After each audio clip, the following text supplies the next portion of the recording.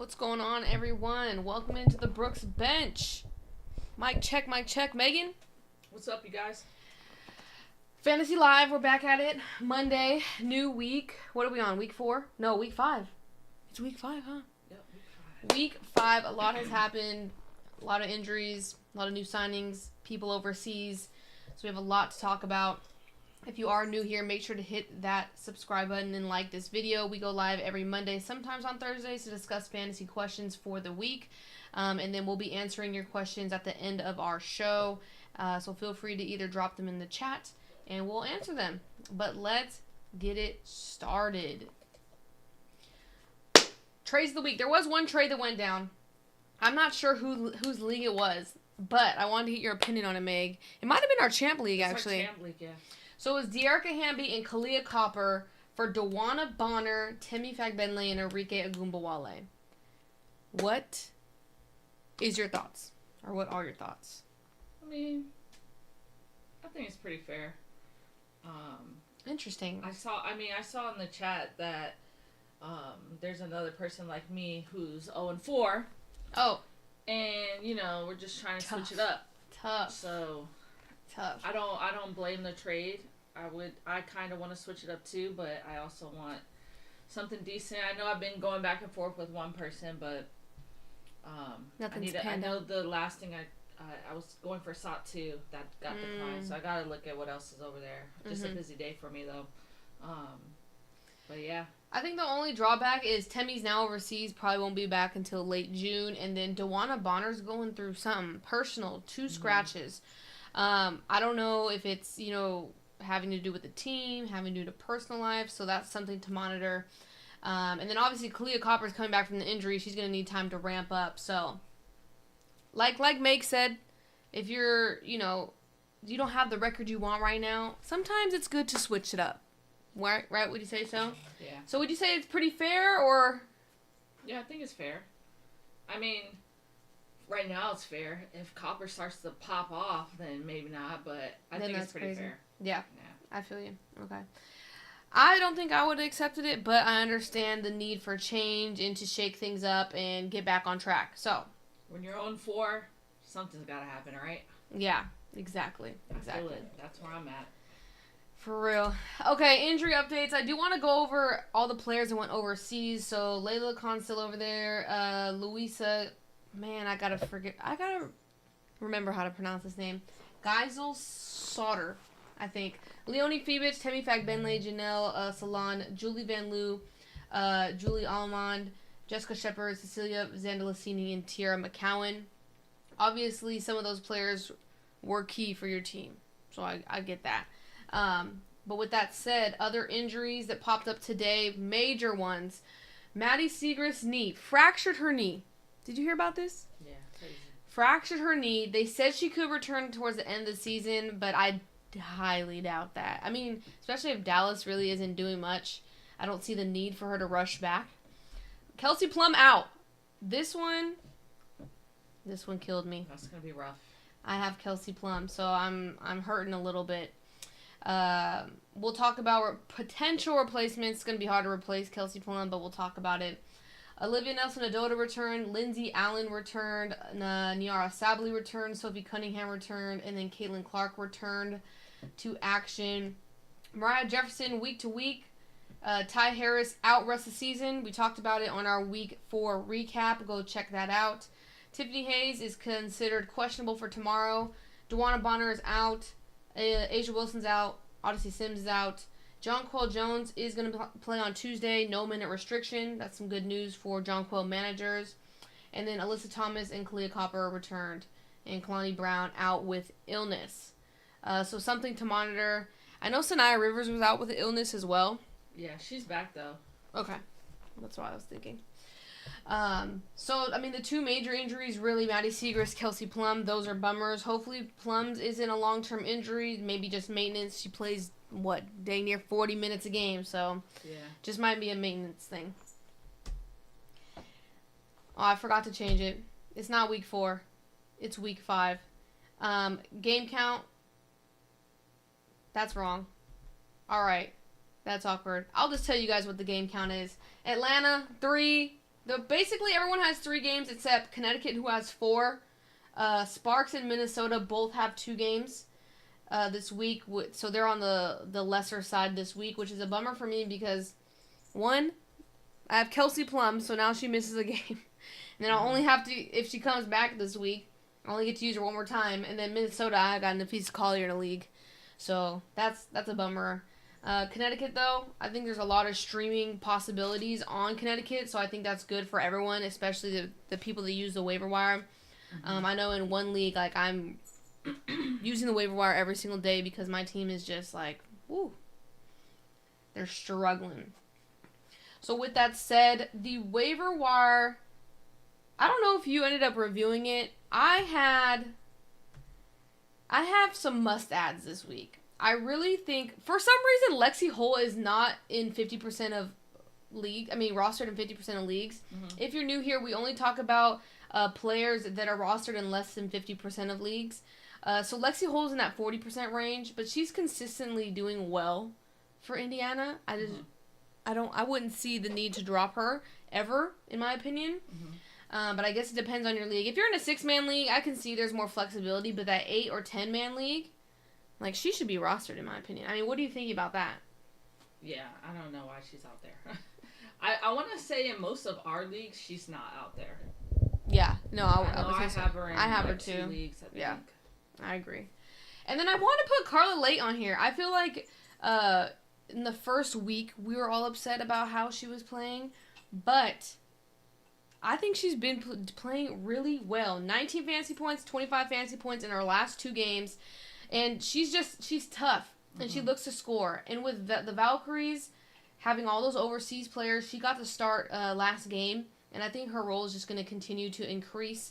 I don't know if you want to touch on Carla as well. Yeah, she's just going to get more play time. Coach is starting her. She's looking aggressive out there, so yeah, easy pickup. She's going to get you points. Short for must adds, I was going to put... Here, I'll go to solid ad. I was going to put, I think Bridget Carleton, but she's rostered in less than 50% of leagues. I feel like she's back to, like, her regular role that we've seen in previous seasons. And I know I was low on her, but Megan continuously rode for Bridget Carleton. So do you want to touch on Bridget?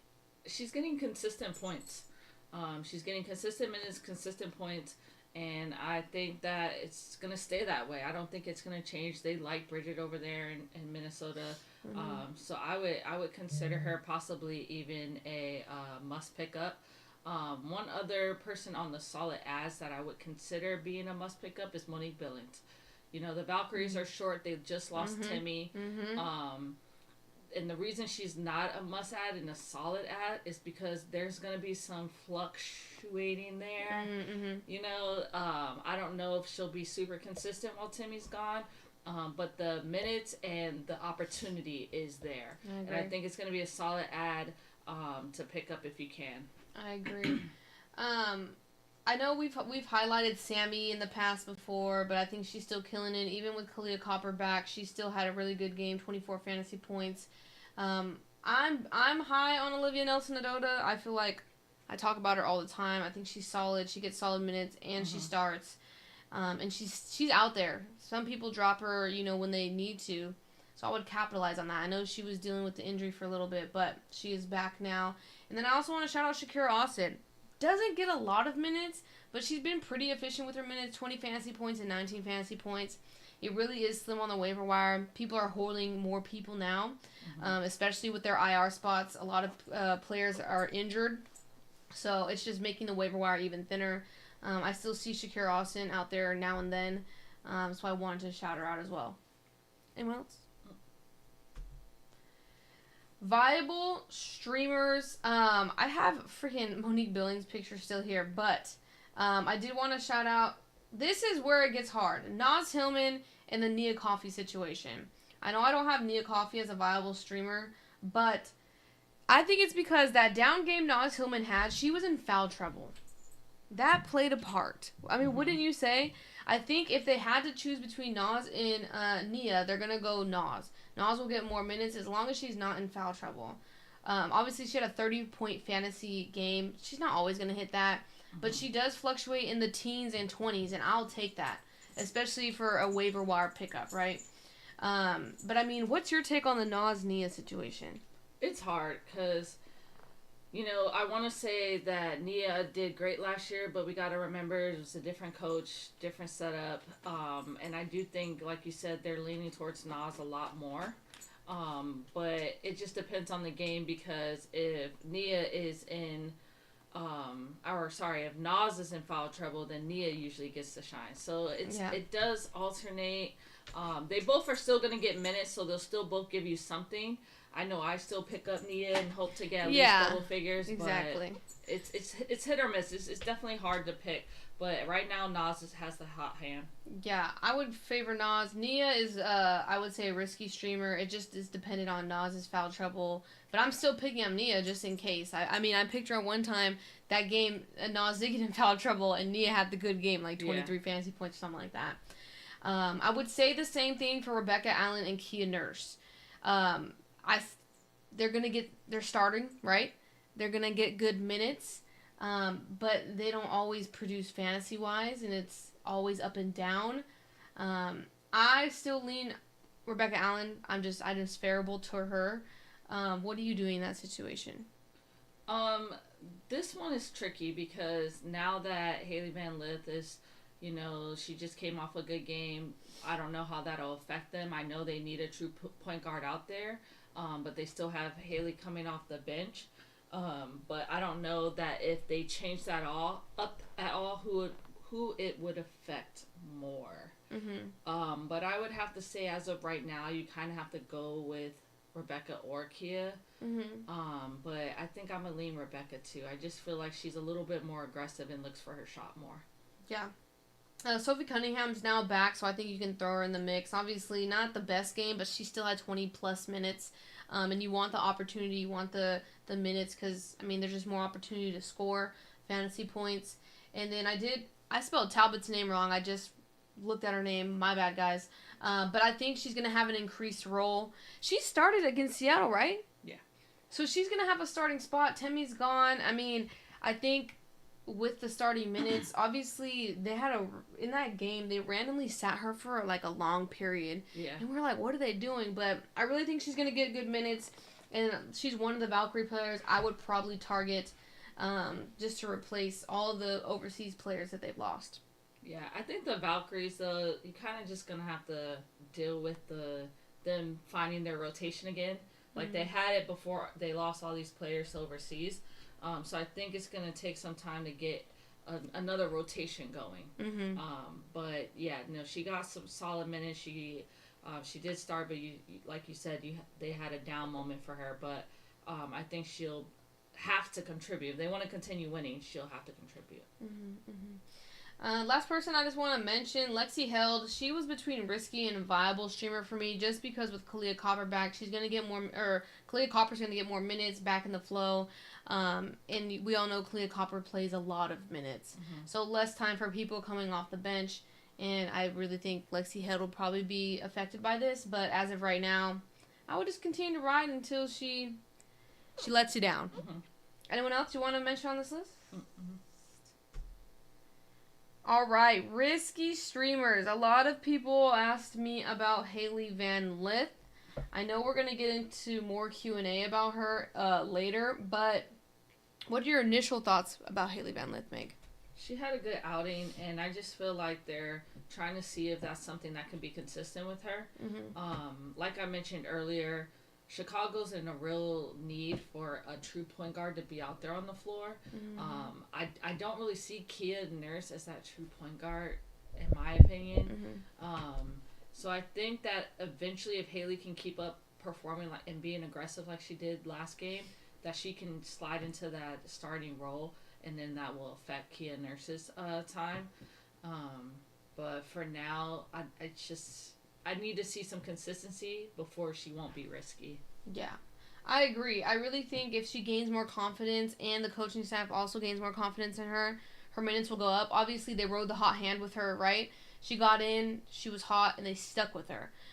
It's probably going to be like that. That's why I think she's risky. Mm-hmm. Sure, they'll try and give her more opportunity, but if it's just not working, they're not going to stick with it. I really think that's what Chicago's going to end up doing. So, I mean, if you need a player, I would just gamble and risk it. But it just depends who you're willing to drop for her. Mm-hmm. I think the trio of Phoenix players we have on here, Monique, Catherine, and Alexa, I think it's going to be rough sledding. Like I said, Kalia Copper's coming back. I just don't know how it's going to affect these three, but they all did not do too well last game. All under 10 fantasy points. Mm-hmm. So that is concerning, and I just think our days of using them might be over for now. It might change.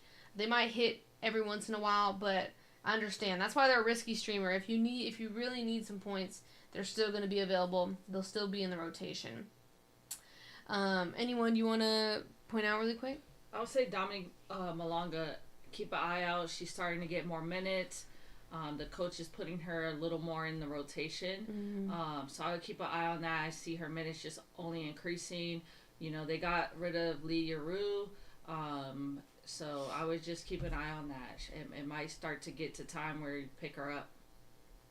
Yeah, and I mean, you said Lee Yaru, right? And that's someone we need to talk about. Obviously, she got traded to Dallas. Dallas also lost a couple players overseas, especially their bigs. I'm curious to see how they utilize her. We've seen Dallas, they're struggling. And partly probably coaching, so I'm curious to see how the coach uses her. But I really think she can be beneficial for Dallas, especially fantasy-wise. They're slim. They barely have like 7 players healthy, I think. Yeah. With Maddie Segrist down. So I really think she's a worthwhile pickup. When Louisa comes back, though, I personally think Louisa will go back to the starting lineup. I think she showed out in the last couple of games. And, I mean, Lee Yaru, I think, has the potential. But, I mean, what's your take on Lee Yaru? I think she's going to be a big help during this period, though. Mm-hmm. She's a solid big, and, you know, she can finish around the rim. So I do think that she could potentially go into a viable streamer sooner than later. Yeah. I think it just depends on the coach and how they work her in. Yeah. I think she's just a risky streamer because you just don't know if she's going to get playing time, how much she's going to get, how long does she need to adapt to the system. So there's always a little bit of a risk with that. But I think if she settles in and Dallas just lets her play, I think she'll be fine.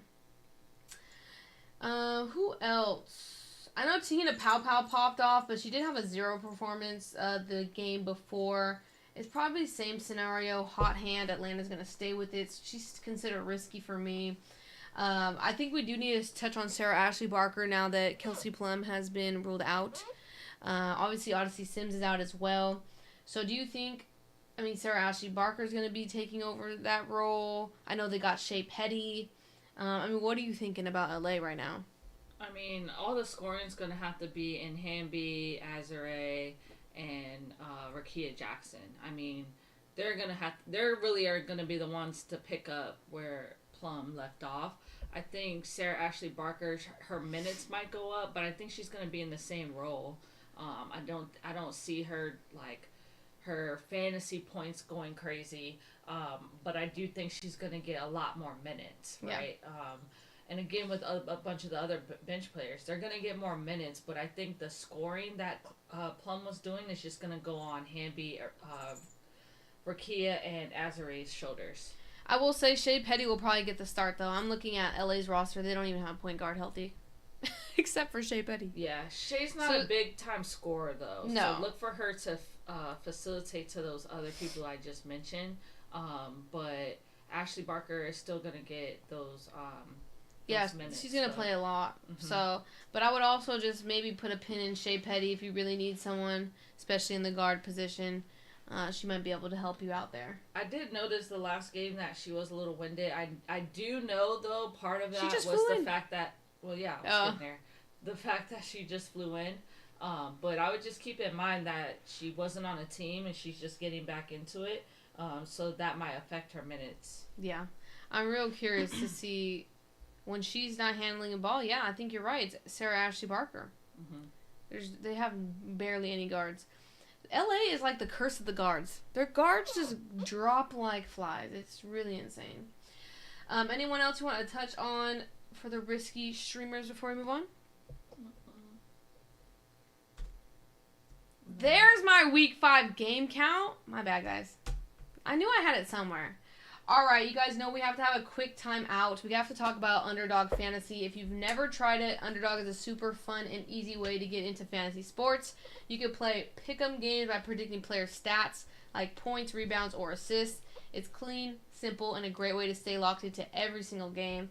If you're new to Underdog, sign up with our code THEBROOKESBENCH, and you'll get up to $1,000 in bonus funds. Just scan the QR code right there. You see it right on the screen? Or click the link in our episode description. I know Meg has been sending into our Discord some of the bets. And I want to say, we might be a little cursed. We might be cursed. We're struggling, guys. We need some help.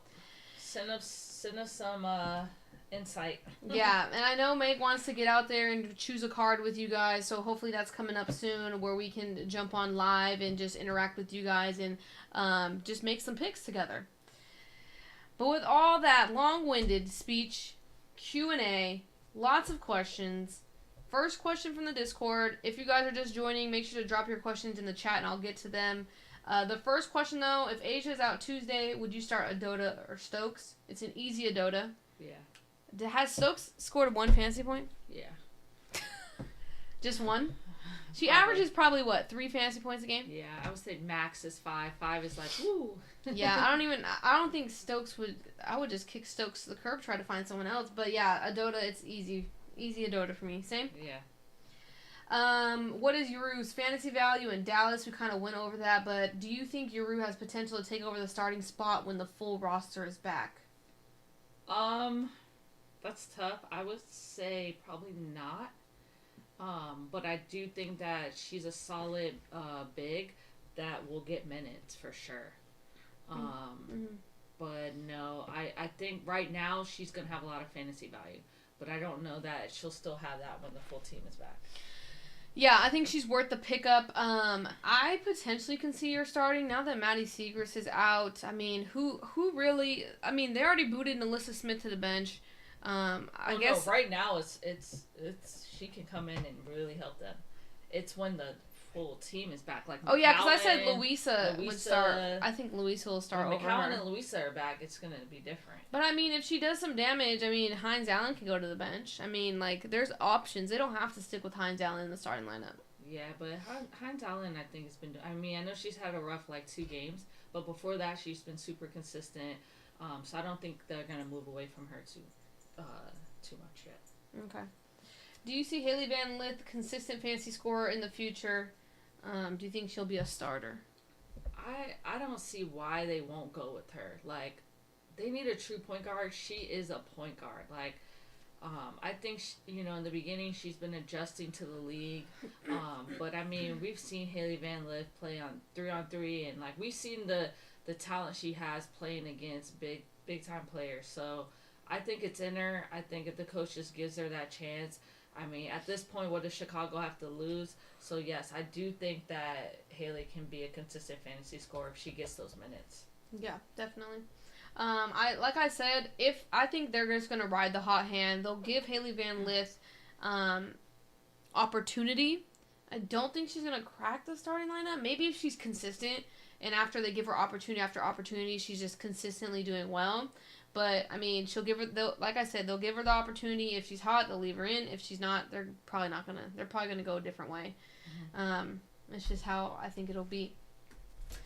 Okay, drop Erica, considering I already have Gabby and Nneka on my team, but would be left with only 3 guards, Mabry, Sonia, and McBride. I'm assuming Sonia Citron. Yeah. Well, there's Sonia. Oh, yeah. Who was I thinking? Oh, I'm thinking Sanaya. I don't know why I'm thinking. Anyways, yeah. Yes, I like diversity on my team, so having 3 players from Seattle's tough. But I don't know if I would drop. I mean, yes, Erica came off a bad game against the Valkyries, but she's been having solid fantasy numbers. I would see if you can trade something there. I mean, you got a solid team. I would see what you can do with trading before dropping. Yeah, I know someone could use Erica. And yeah, who are you considering dropping Erica for? Like, who's going to be replacing Erica, or do you have to drop Erica? Those are, I think, some follow-up questions that I would have for you on that one. Yeah. Are any of the Golden State Valkyrie returning players, Bibi, Chen, or Ami here, worthy streamers until the end of the month? Amir to me is a waiver wire pickup when needed. I think she'll get some minutes, and she might get you a couple fantasy points. So if you have the space, you can go ahead and grab her if you need her just for the day. But honestly, I don't think any of them are worth keeping and holding on to and streaming. There's gonna be like I said, there's gonna be some transitioning as far as like who's going to get minutes, what the rotation's going to look like. The team looks different already, right? So I don't know what that's going to look like.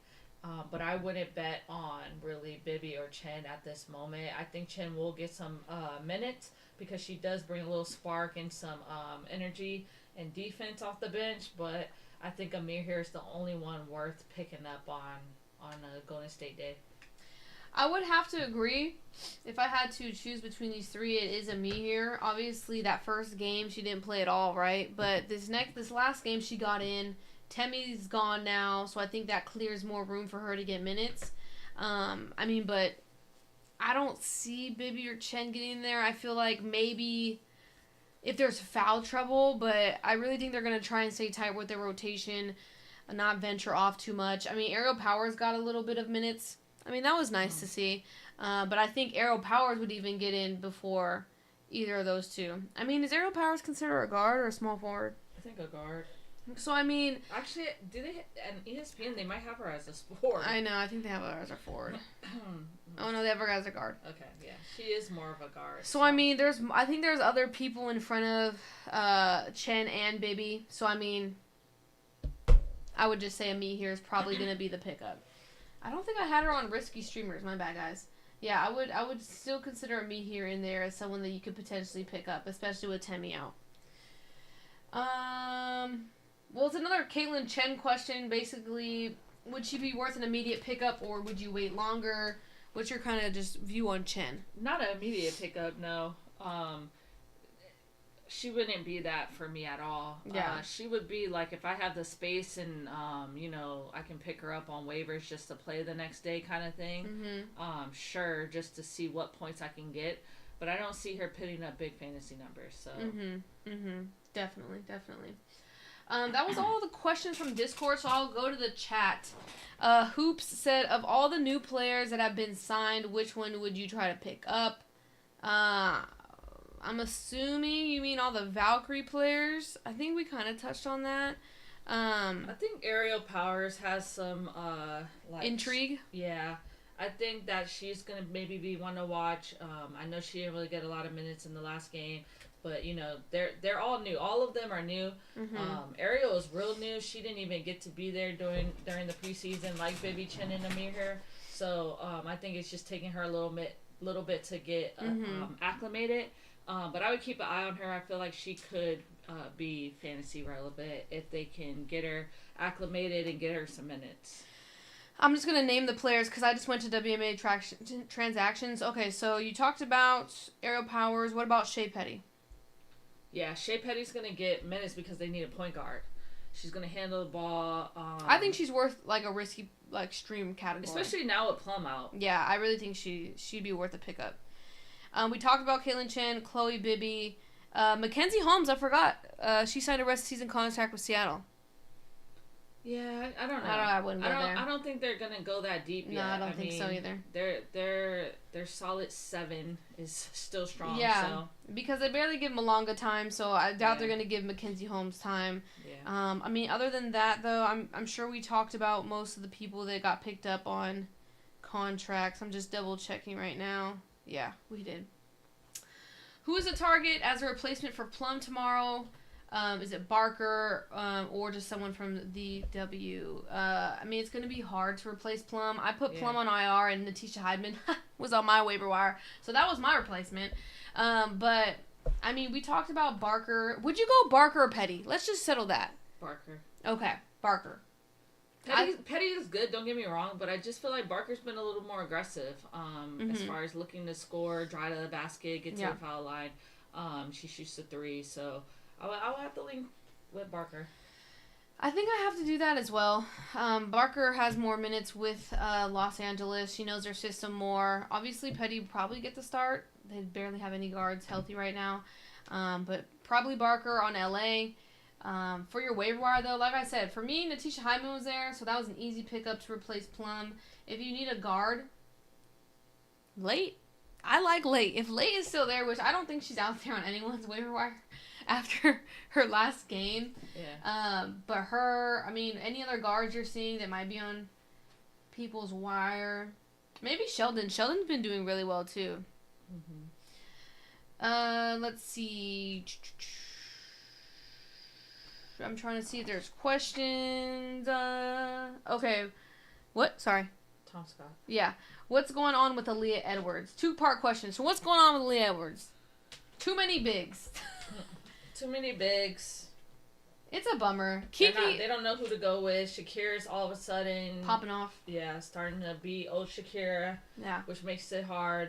Aaliyah's coming off the bench, and it's hard, though. Coming off the bench is a different role than being able to start. Mm-hmm. And if you just don't get in that rhythm right away, then a lot of times you can get pulled, especially if someone that started is doing well. Yeah.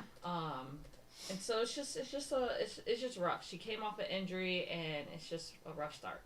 I think it's like this. Kiki's doing so well, you can't mess up the starting lineup right now. Right. Like, if Aaliyah Edwards came in healthy with Kiki, I'm sure Aaliyah Edwards would have had the starting job. I mean, it might have even been Kiki and Aaliyah Edwards to start. Yeah, but, the injury set her back. Shakira got healthier. We all know Shakira started, last season before all the injuries, yada yada. Now you have so much depth in the front court. It's just hard. Like Megan said, trying to find your groove with only a small rotation, of minutes. And Washington's pretty good with their rotations. Like, you get your assigned minutes and you're out, and it's just consistently, unless foul trouble happens. So you really have to capitalize on those minutes. I know Aaliyah Edwards had one good game, but she was in with, basically the scrubs. She got those minutes where, all the bench players were in, and she capitalized on that. So it's a bummer because I know we were high on Aaliyah Edwards. That injury really set her back.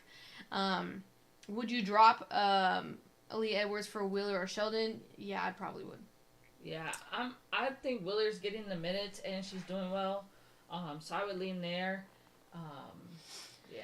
I mean, Sheldon's popping off too. She's had 2 really consistent games and 20+ fantasy points. But yeah, Aaliyah Edwards to me is a drop candidate. You can just drop her in. I'm sure she'll be there for a risky stream later in the week.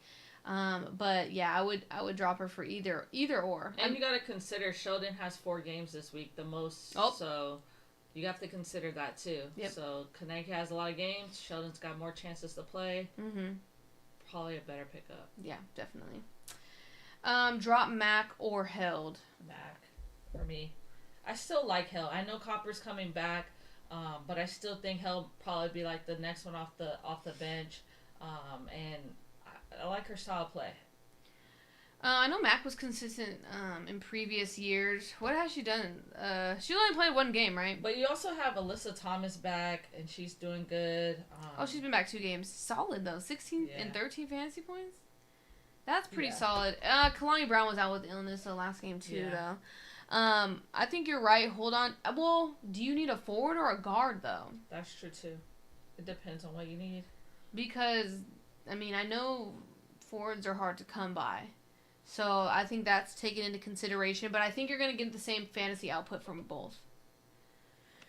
Would you say that? Mm-hmm. Around the teens? I really think, I know Held's been doing really well, but with Kalia Copper back, I mean, like we previously mentioned, Kalia Copper is only just going to get more minutes.